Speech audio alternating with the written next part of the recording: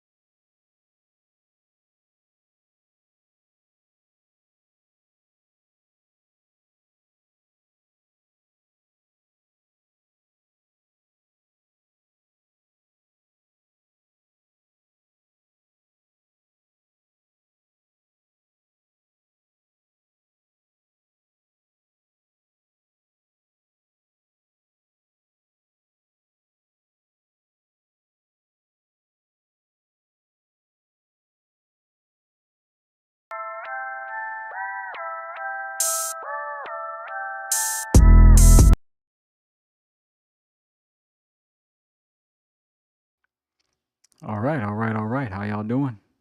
I don't know if the music's working, but whatever. Y'all heard it enough. But hope y'all enjoyed week 5. How'd y'all hope everybody had a good weekend? And I know I had a great weekend because the Commanders won. The heavily favored Chargers lost to the big dogs. So, all right. So let's get right to the recaps. Um, we got the Vikings and the Browns. 21-17 final score. First downs 20 for the Vikings, 17 for the Browns. 252 passing yards, 182 for the Browns. 252 passing yards for the Vikings. 97 rushing yards, 140 for the Browns. The Vikings had 2 turnovers. They still managed to win. But I think the highlight of this story is Dylan Gabriel did a good job. Does this spell trouble for Shadur? Will there be as loud as calls for him as there have been? Now, if Dylan had a bad game, the answer would be yes. But he actually played okay. So I still think Shadur is better just because he was a projected higher pick. But Stefanski knows what he's doing. So now we're starting to realize, well, I can't say we're starting to realize, but this kind of just throws everything in a loop. I know it's only 1 week, but if Dylan consistently plays like this, that could spell big trouble for Shador. Flacco, I'm pretty sure he's going to be out of there, but a lot of people want to see Shador win. And not to take anything away from Gabriel, but he had a good game, and if he continues, this will be his team. Do I think it'll be consistent? No. Do I think Shador will be consistent? Probably not, because again, this is a weak draft class. But um, it'll be interesting to see the calls, to see how they're going to react after seeing how Dylan Gabriel played. Because as we all know, all season everybody's been calling for 12. So um, we'll see what happens. But Dylan Gabriel surprisingly had a great game against a worthy opponent and in London. So, he showed up to play. You got to give him his respect. And maybe Cleveland can focus on organizing their franchise instead of worrying about the distractions. But if you ask me personally, I still think Shadur's deserves to get a shot to play to win. But as long as Gabriel keeps playing the way he did and improving each week, um, it's not going to work out for Shador, unfortunately. And we don't know why, but it is what it is. So on to the next one. Oh man, this is terrible. Um, 6-40, 22 first downs for the Raiders, 24 first downs for the Colts, 190 passing yards, 221 passing yards, 106 rushing yards for the Raiders, 96 for the Colts, but 2 turnovers. Geno Smith is playing terrible. He now has 9 interceptions and leads the league in interceptions. So Pete Carroll's doesn't have that Seattle magic. I think he kind of overlooked how bad this team was. They have some injuries. They don't have their tight ends. They don't have a couple offensive weapons. They haven't been able to get the running back Gentry going. And you wonder how long this is going to continue. If the Raiders don't see any improvement, Pete Carroll might be one and done too. Because everybody's just playing horrible. And with Pete Carroll being the oldest coach, you hope to get 3 years out of them in the playoffs. But this team does not look like a playoff team at all. So and Geno is not the answer, and Pete Carroll might not be the answer. So we'll see what happens. But the Colts are rolling. Daniel Jones did his thing, and it's going to be interesting to see now that we've surpassed week 5, how much momentum Daniel Jones can carry, because the Colts are rolling. Daniel Jones had 2 passing touchdowns, and Jonathan Taylor had 3 rushing touchdowns. I mean, they are rolling. So it'll be fun to watch them. We'll see what happens next week. All right. Now we got the G-Men and the Saints. Man, 5 turnovers. So, back to the Shador stuff. This is another quarterback that they have taken before him, and Jackson Dart, he played horribly. He played horribly. They turned the ball over a bunch of times. The offense stalled, pretty horribly. And again, this is going to be Dart's, audition year. Anyone who thinks the Giants is going to go anywhere, whether you're there with Russell or Dart, you guys are kind of delusional. But this is going to be his audition year, and I don't see the Giants going anywhere. Same with the Saints. Rattler, he did his thing. He had an 87-yard touchdown pass to Rashid Shaheed. And, he did all right, 0 turnovers. They also got 88 yards on the ground. So, it's a good, the Saints, they're not going to go anywhere either. These are just 2 bottom level teams that are just playing football and having a good time. Well, I don't think they're having that much fun when they're losing, but you get what I'm saying. It's just nothing to see here. No disrespect to them, though. They're just not doing well right now. But again, we definitely want to keep an eye on Rattler. Hear there, my dog barking in the background. Chill, Blue. All right. Relax, Blue.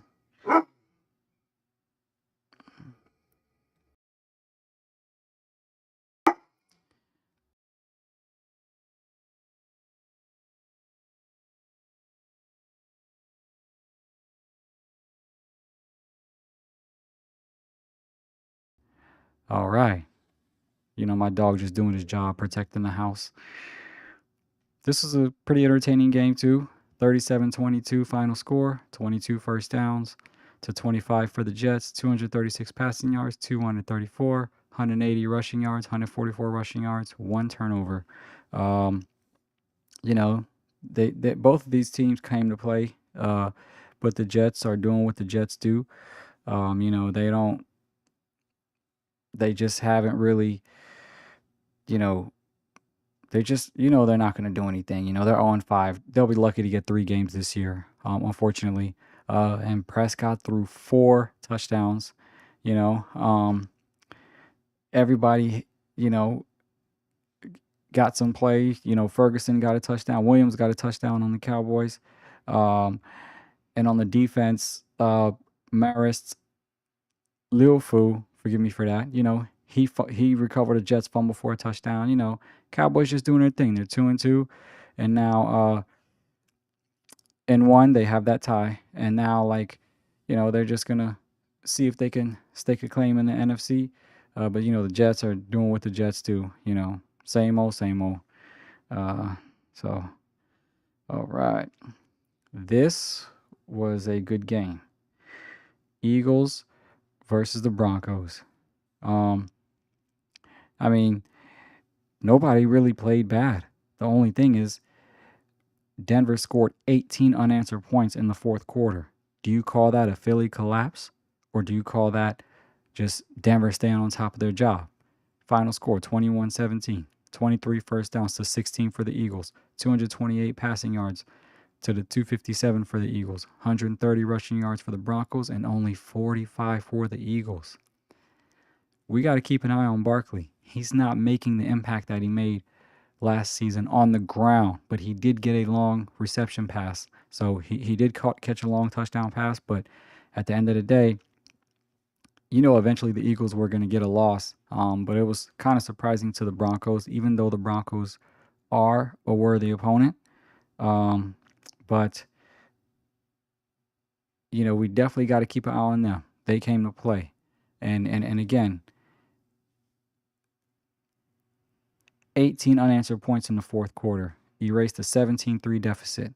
Um, you know, and Bo Nix even in that last drive, he got a touchdown and a 2-point conversion. So, they came to play. They came to play, and the Eagles fell short. I don't think the Eagles should panic. Obviously, that's only their first loss. Just, no one's ever going to go undefeated, and they're just going to go back and sharpen their iron. I still think they're going to be a force in the NFC.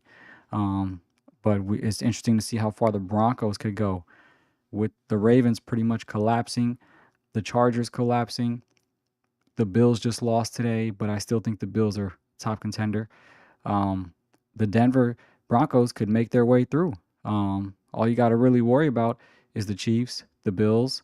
Who else? Who else in the AFC is maybe the Colts? Yeah, the Colts. The Patriots. The Patriots are starting to kind of start with the Ravens and the Chargers not doing as well as we thought they would. It's going to open up the door for a lot of teams that have been scratching the surface. So, yeah, it'll be interesting to see how far the Broncos go. But I know the Eagles ain't going nowhere. They're going to be in the mix deep in the playoffs. Like, they're just too good and too complete. So, all right. And we got the Panthers. I'm not really good at talking about these games because, they both aren't really that good of a team. But they pulled out a win. You don't expect the Dolphins to do anything without Tua. I mean, without Tyreek Hill. You know, Waller scored for the Dolphins, keeping them in the game. Ashani ran for 99 yards. Just kind of going back and forth, two bottom feeder teams trying to figure it out. Uh, Obviously neither one of them I don't think are going anywhere, but it was a good little win for the Panthers. Excuse that, Philadelphia Eagles. I meant to put Panthers, but dang, I was almost mistake free. I'm getting there, y'all. I'm getting there. I'm not even gonna change it. Y'all know what it is. So I gotta stop doing that. But all right. And here's another shocker. The Texans. I mean, not a shocker, but this is where you start to see how important Lamar Jackson is. Because we already knew the Ravens had a bad defense, right? But wow, 10 points to 44 for the Texans. Uh, this is not good. Cooper rushed through 3 interceptions. So look at the disparity in in in stats here. 44 to 10, obviously. 27 first downs to 12 for the Ravens. 250 passing yards to 163. 167 rushing yards to only 44, even though they still had Derrick Henry. And I even said last week they have to rely on Henry to get anything going because their defense isn't going to help with anything. And Lamar is gone. It pretty much has to be with Henry. What's going to happen if the team has to depend on Henry? Because I don't think they're going to depend on Rush, obviously. And here's the thing, Henry has always been a complement. When Lamar balls out, Henry balls out. They feed off of each other. But can he be that difference maker when it's just him, the same way he was in Tennessee? So far, it's not looking like it. It's not looking like it. He's not a difference maker. He just adds to the firepower. And we need him to step up because I don't trust Rush at all. I'm not saying I'm not a Ravens fan. I mean, I like the Ravens, but y'all know I'm Commanders. But the Ravens really need to rely on Henry until Lamar can get back because this is going to put Harbaugh on the hot seat. I mean, they're looking bad and they're going down fast because we already know their defense isn't going to do anything. They lost all their starters, on defense. So, not all, but, most of them. And now they don't have Lamar, who's pretty much can put the team on his back and at least make it somewhat competitive. So, and no disrespect to the Texans, but they've been struggling. This was just pretty much a warm up game for them. So, hopefully, that can give them more momentum going into the next game. Uh, all right. Cardinals. Um, I mean, we all saw what happened in that game. They had a complete blunder, um, and they lost the ball, gave it back to Tennessee, and Tennessee erased a 21-3 deficit. I wouldn't read much into this game. It just was a big sloppy game for both teams, and Tennessee just they just pulled it out, but I wouldn't read too much in this other than the Cardinals are exactly who we expect them to be. They'll get some wins here and there, show some flashes of greatness, but at the end of the day, they're not going anywhere. And the Titans obviously are in rebuild mode. Okay. Then we got the Bucks. Let's see.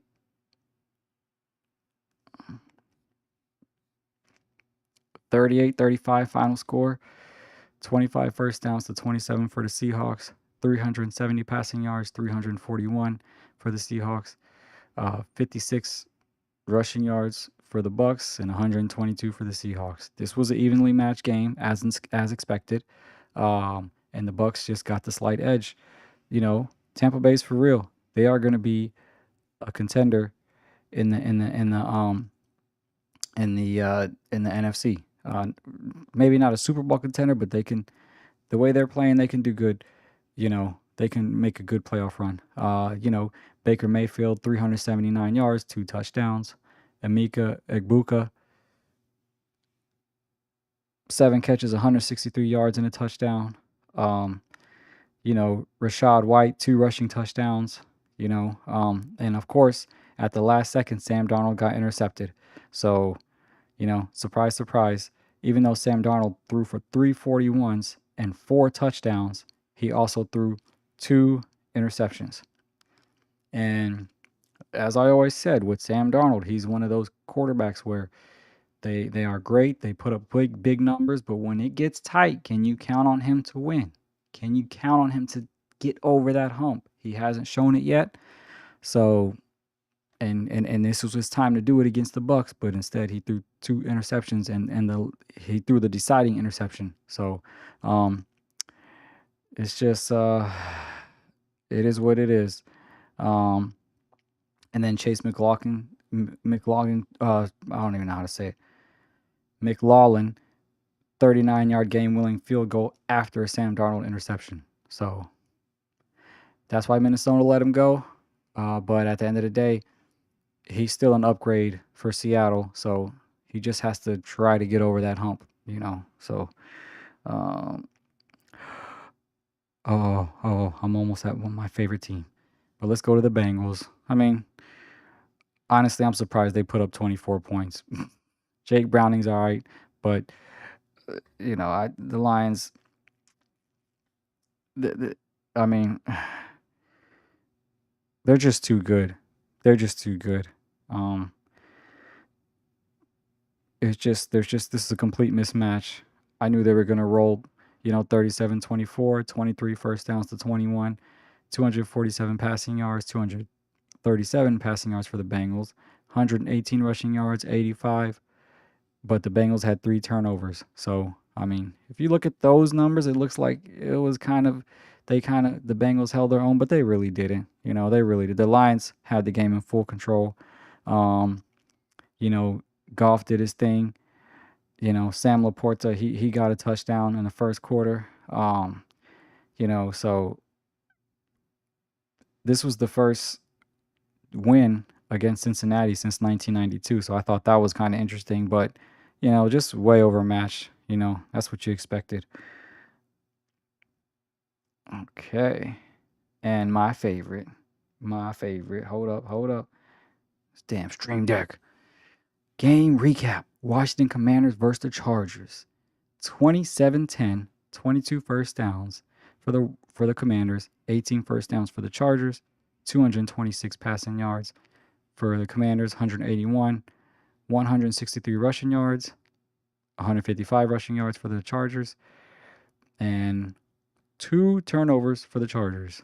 And that's what cost him the game. Justin Herbert threw a last minute interception. Surprise, surprise. And you could say it was deflected, but what do we always say here up at License the Ball? Is Herbert that guy to get to the next level? Every time it gets tight, he folds and throws an interception. He chokes. And Jaden Daniels did what he had to do. I thought that the Colts were going to come in strong because it was home field advantage, even though there's really no home field advantage at the Ram Stadium. But I thought they were going to do good, but the Commanders pulled through in the second half, and they did what they had to do. And Jaden Daniels, it just shows how much we need him. He gave us that spark. He came to play. He did his thing, and the Commanders are looking very promising, and our defense is starting to do what it's supposed to do. We just got to get a little bit of running game going. Eckler's out for the season, so we got to give the ball to the younger guys, get them going in the mix, and go from there. But very happy with the Commanders and the Chargers. Herbert has to shake this off and really take the team where they need to go. You don't want to look at him as just a stat patter. So, we'll see what happens with that. But as far as it goes, hey, at least he didn't beat my team. So, all right. And this was a crazy game. Stephon Diggs got so many receiving yards. I think like 148. He ran wild against the Patriots. I mean, against his former team. Even though it was a close game, Josh Allen did what he had to do, but they did have 3 turnovers. Marcus Jones got the interception to stop the Bills from going any further. And then Drake May, he had the wild last play to Stephon Diggs, of all people, to set up the 52-yard game-winning field goal. This was an epic win for the Patriots. I know Stephon Diggs really wanted that. And I wouldn't read too much into it for the Bills. At the end of the day, their defense only gave up 23 points, and they just lost. Not everyone's going to be undefeated, just like I said about the Eagles. But this was a good morale win for the Patriots, and Drake May is the real deal. He has finally gotten used to that system, and he's gonna be a factor for years to come. So look out for that. Look out for the Diggs combo, and yeah, that was a great game. So now we just got Monday night, Chiefs versus Jacksonville. Wouldn't read too much into that, but we can do a recap for that tomorrow. I'm pretty sure the Chiefs will win, but you never know. It's any given Sunday. So that's my Week 5 recap. I'll see y'all tomorrow for another episode. See what else we could talk about. Hope y'all have a good night. I'll see y'all later.